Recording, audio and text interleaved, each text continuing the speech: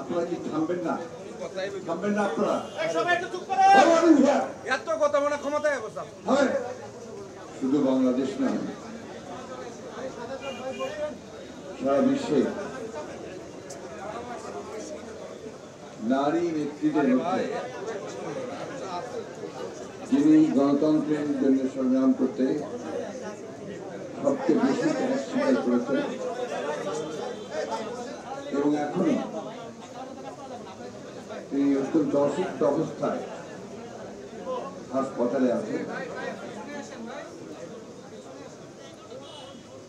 আমাদের সেই মহান নেত্রী, গণতন্ত্রের আপসীন নেত্রী। আপনারা এক কাজ করেন, আপনারা গিয়ে কথা বলেন, এখানে থাকার দরকার নেই।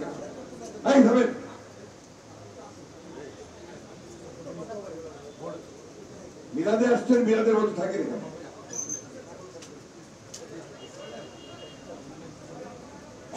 সেই নেত্রী আজকে জন্মদিন, গতকাল ছিল জন্ম তারিখ।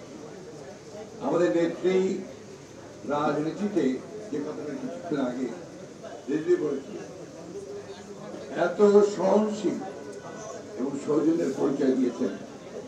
তিনি নিজেই বলেছিলেন যে 15 তারিখে আমরা কোনো কেক কাটার রাজনীতি করব না। আমরা আল্লাহর কাছে দোয়া চাইব তার সুস্বাস্থ্যের জন্য, আমরা দেশের জন্য দোয়া চাইব, দেশে গণতন্ত্রের আন্দোলনে যারা শহীদ হয়েছেন তাদের জন্য দোয়া চাইব, আর যারা 15-17 বছর ধরে এই ফ্যাসিবাদের বিরুদ্ধে লড়াই করে, আপনারা কি থামবেন না? থামবেন না আপনারা? এত কথা মনে ক্ষমতায় বসা অসভ্যের মতো কাজ করেন আপনারা।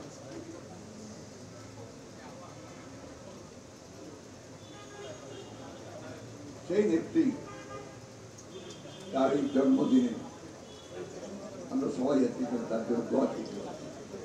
আমার খুব কষ্ট হয়, দুঃখ হয় যখন আমরা দেখি আমাদের কিছু কিছু নেতা কর্মী তারা একটা বসার জায়গা, একটা ক্যামেরার সামনে যাওয়ার জন্য যে সমস্ত ব্যবহার করেন, আচরণ করেন, এটা কোনো সভ্য মানুষের করার দরকার নেই।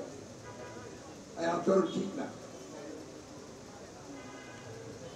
তার জন্মদিন এখানে একটা দোয়া মাহফিল এসছেন, এখানেও কথা বলতে হবে, চিৎকার করতে হবে, কথা বলতে হবে।